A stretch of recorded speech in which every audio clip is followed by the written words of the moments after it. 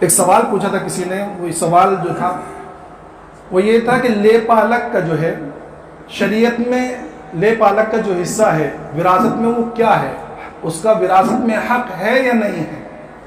لے پالک سمجھ میں آیا؟ جو گود لیتے ہیں نا بچے کو، اس کو کہتے ہیں لے پالک، عربی میں اس کو کہتے ہیں متبنہ۔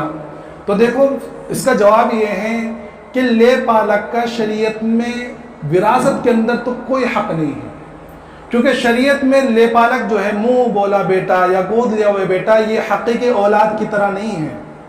سمجھ میں آئے؟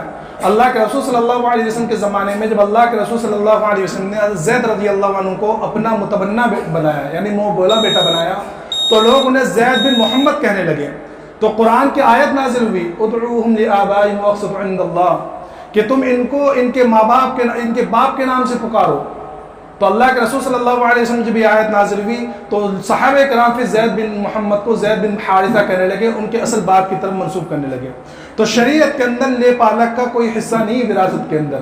ہاں اگر دنیاوی اپنے حیات کے اندر ہی اگر وہ شخص اپنے گفٹ کے طور پر کچھ مال و دولت اس کے نام کر دے تو وہ اس کا ہو جائے گا، یا اگر وصیت کر کے مر جائے تو 1/3 مال کے اندر وصیت نافذ ہو کر اس کو مال ملے گا، باقی جو شریعت کے جو حصے ہوتے ہیں وراثت کے اندر وہ اس کے اندر وہ بالکل بھی شریک نہیں ہوگا۔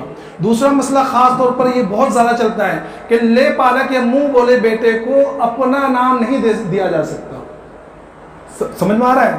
لے پالک یا منہ بولے بیٹے کو اپنا نام نہیں دیا جا سکتا، جو اس کا حقیقی باپ ہے اسی نام سے ان کو بلایا جائے گا۔ یہ بہت زیادہ اہم مسئلہ ہے، اس کے اوپر شریعت میں وعید بھی نازل ہوئی ہے۔ ہاں تم لے پالک پال رہے ہو، اس کی پرورش کر رہے ہو، اس کی ایسی تعلیم و تربیت کر رہے ہو، تمہیں اس کا ثواب ملے گا، لیکن وہ حقیقی اولاد کی طرح نہیں ہے۔ سمجھ میں آئے؟ تو نہ اس کو اپنا نام دے سکتے ہیں، نہ وراثت کے اندر اس کو کوئی حصہ ہوگا۔ ہاں اس کے لیے وصیت کر سکے جا سکتے، تو 1/3 مال کے اندر اس کی وصیت معتبر ہوگی، اور اگر زندگی کے اندر کچھ گفٹ کے طور پہ دے دیا تو اس کو دیا جائے گا، باقی کوئی حصہ یا کوئی حق لے پالک کا منہ بولے بیٹے کا نہیں ہے۔